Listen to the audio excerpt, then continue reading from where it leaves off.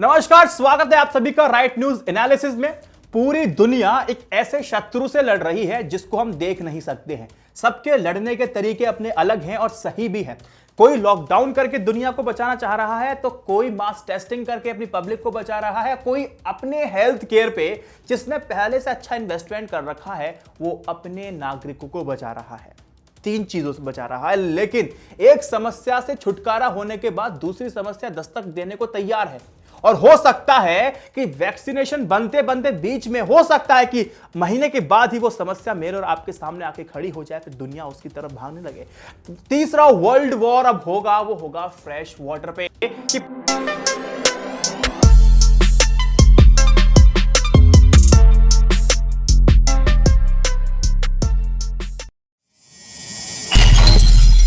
आप सभी को पता है, देखो कोरोना वायरस के चलते आपसे क्या कहा जा रहा है?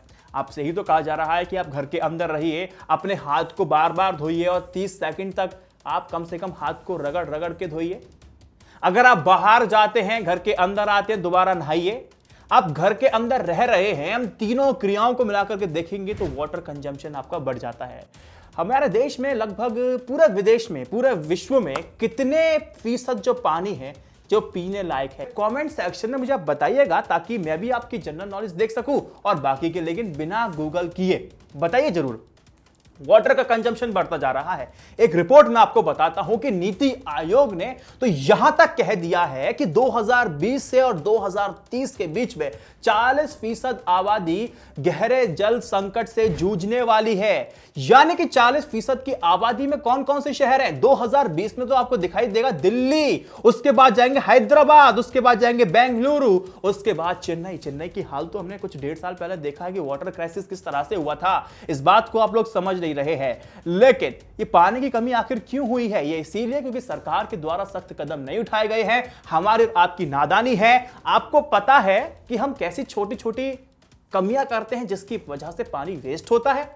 आप यकीन नहीं आएगा कि आपने इतना पानी बर्बाद दिन में कर दिया। रिपोर्ट है वो मैं आपको बताऊंगा, लेकिन वीडियो स्किप मत कीजिएगा। आज पूरा वीडियो देखना है, 100% का अटेंशन देना है आप सभी को। और दूसरी बात, नरेंद्र मोदी जी की सरकार फिलहाल तो कह रही है कि हम 60 नदियों को एक साथ जोड़ेंगे और इस पहल में लगेंगे, लेकिन ये नाकाफी है। बहुत लंबा समय लगेगा, बहुत ज्यादा इसमें बजट खर्च होने वाला है, बहुत महंगी योजना है।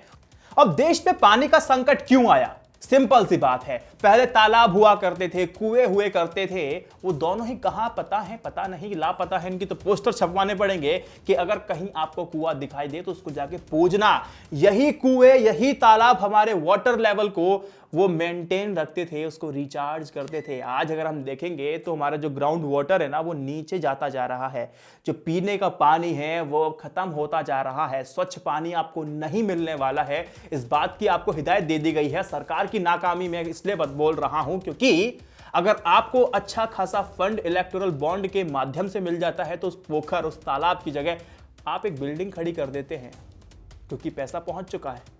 आप उस तालाब की जगह बहुत सारी इमारतें खड़ी कर देते हैं, इंडस्ट्री खड़ी करवा देते हैं, किसी का बिजनेस सेटअप करवा देते हैं क्योंकि पैसा मिल जाता है। ग्राउंड क्लियरेंस, एडमिनिस्ट्रेशन जो क्लियरेंस मिल जाता है, आप पूरी सहायता उन लोगों की करते हैं। लेकिन समस्या यह है कि सरकार ने कोई सख्त कदम नहीं उठाए। अब आप सभी को जानकर के आश्चर्य होगा कि भारत डे जीरो की 189 की जब लिस्ट बनाई जाती है देशों की, उसमें भारत का 13वां नंबर था डे जीरो की लिस्ट में और 17 देश भी उसमें शामिल हैं। अब यकीन कीजिए, डे जीरो का मतलब समझते हैं कि नल में से पानी ना आना। अब भारत में कितनी आबादी इतनी है जो इससे प्रभावित होने वाली है, अफेक्टेड रहने वाली है, इस बात का अंदाजा आपको है? लाखों लाख लोग प्यासे मर जाएंगे। लाखों लाख लोग क्या कर सकते हैं इस चीज को लेकर के, मैं आपको बताता हूं। पहले आप यह समझ लीजिए कि हम प्रतिदिन 40 से 45 लीटर पानी बर्बाद करते हैं। मैं एक भारतीय की बात कर रहा हूं। यहां हम लीटर पानी बचाने की बात कर रहे हैं। हम हर दिन 45 लीटर पानी बर्बाद करते हैं। यह मैं हवा में बात नहीं कर रहा हूं, डाउन द अर्थ की एक रिपोर्ट है, लिंक शेयर कर दूंगा, जाके देख सकते हैं। अब 45 लीटर पानी कैसे बर्बाद किया जाता है आपके द्वारा, अब आप देखिए, एक नल अगर आप 1 मिनट के लिए खोलते हैं तो उसमें से 5 लीटर पानी बर्बाद हो जाता है। जब आप हाथ धोते हैं, जब आप ब्रश करते हैं, जब आप शेविंग करते हैं, अगर 5 मिनट भी आपने लगातार उसका इस्तेमाल भी अगर कर लिया तो 25 लीटर पानी तो आपने तभी बर्बाद कर दिया। इसीलिए आपसे कहा जाता है कि आप टैप को बंद कर दीजिए, फिर अपना काम कीजिए। अब देखिए, जब हम हाथ धोते हैं तो कम से कम 3 से 4 बार धोते हैं, यानी कि पूरा 1 minute is equal to 5 litre पानी हम तो बर्बाद हाथ धोने में कर देते हैं, अगर आदत आपने नहीं सुधारी है तो। अब आपको पता है, अब 15 मिनट तक हम लोग जब शावर लेते हैं तो उसमें कितना पानी खर्च होता है? 150 लीटर पानी खर्च हो जाता है। आपको पता है, जब हम शावर लेते हैं तो 10 लीटर पानी 1 मिनट में निकलता है, और 15 मिनट अगर आपने शावर ले लिया तो 150 लीटर पानी आपने बहा दिया साहब। इस बात को ध्यान रखिएगा। अब जब हम फ्रेश होने के लिए जाते हैं, ठीक है, तो हम जब फ्लश करते हैं तो रोज कितना पानी निकलता है पता है आपको? 10 लीटर पानी की बर्बादी होती है औसतन। एक व्यक्ति 6 से 7 बार अगर शौचालय का इस्तेमाल करता है तो उसने तो पूरी कहानी खराब कर दी।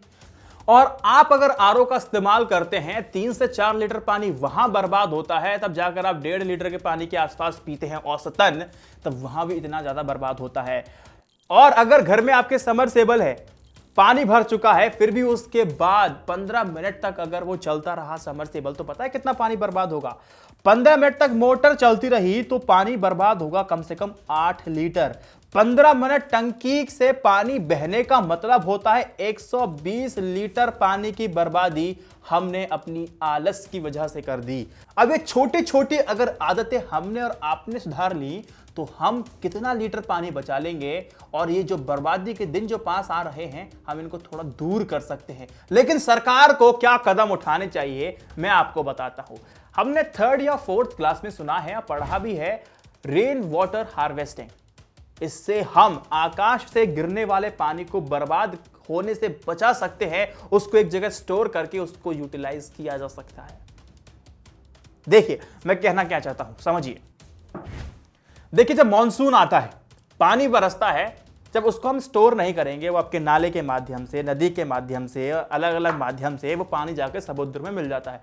एक बार जब पानी समुद्र में मिल गया, वो पानी किस काम का रह जाता है? यहीं पर हमें करना क्या है? यहां पर हमें जल संरक्षण करना है, रेन वाटर हार्वेस्टिंग का इस्तेमाल करना है, जागरूकता लानी होगी, सरकार को कैंपेन चलाने होंगे, हर घर घर में ये मुहिम चलानी होगी, एक बहुत बड़े स्केल पे करनी होगी।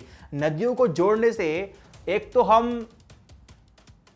तो मैं इसको सही नहीं मानता, ठीक है, और दूसरी बात, एक बहुत महंगा भी है, बहुत टाइम टेकिंग भी है। लेकिन रेन वाटर हार्वेस्टिंग हमें कितना पानी, मॉनसून अगर कम से कम भी अगर होता है तो इतना पानी हमें दे जाता है कि हम अपनी जरूरतों को पूरा कर सकते हैं सिर्फ रेन वाटर हार्वेस्टिंग टेक्निक से। अब एक एग्जांपल मैं आपको तमिलनाडु का देता हूं कि वहां पर एक युद्ध स्तर पर यह काम हुआ है, क्योंकि आप सभी को पता है कि तमिलनाडु में पानी का संकट है। सरकार ने एडवाइजरी जारी कर रखी है, फुल टू एक्टिव मोड में रहती है।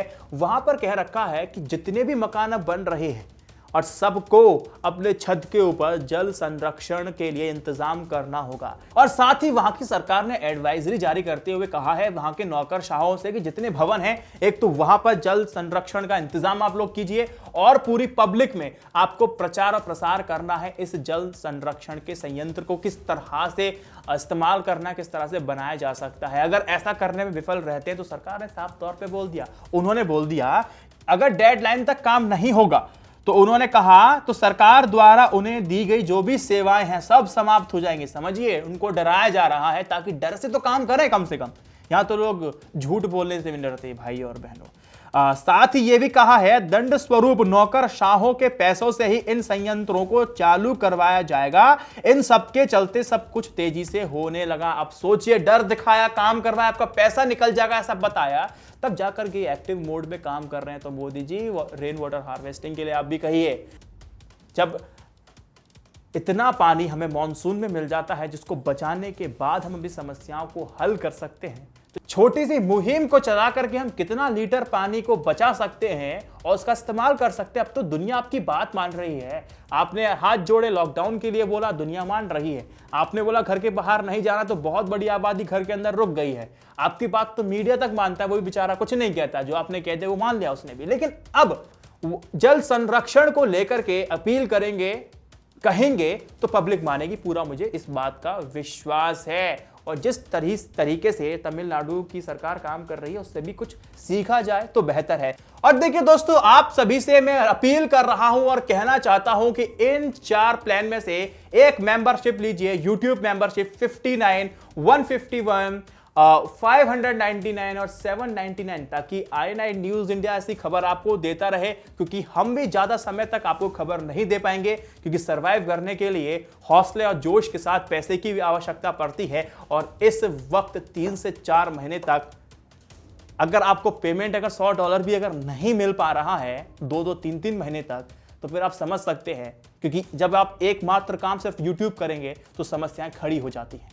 मैं आपसे फाइनेंशियल सपोर्ट इसीलिए मांग रहा हूं ताकि अपने आप को सरवाइव कर सकूं, हौसले में कमी ना हो, आपके हर जरूरी मुद्दे को उठाता रहूं और ऐसी खबरों को लगातार आगे लाता रहूं जिसको छुपा दिया जाता है इन धनाढ्य, इन करोड़पति, खरबपति लोगों के द्वारा। इस चीज को अगर मैं नहीं रहूंगा, और भी यूट्यूबर्स है, लेकिन हमारी लड़ाई सिर्फ 200-300 चैनल से नहीं, 900 चैनल से है, 900 चैनल से है। ध्यान रखिएगा, हर एक यूट्यूबर को आपको फाइनेंशियल सपोर्ट करना चाहिए। कौन कहता है किसी को जाके 1000 रुपए दीजिए? अगर आप 59, 60 रुपीज या 100 रुपए अगर महीने के अगर देंगे भी, अगर सर्वाइव रखेंगे, तो देश के लोकतंत्र को मजबूती में आप लोग अपना योगदान दे रहे होंगे। आने वाली पीढ़ी आपको याद रखेगी। जय Hind, Vande Mataram. Stay updated, stay educated, सत्यमेव जयते।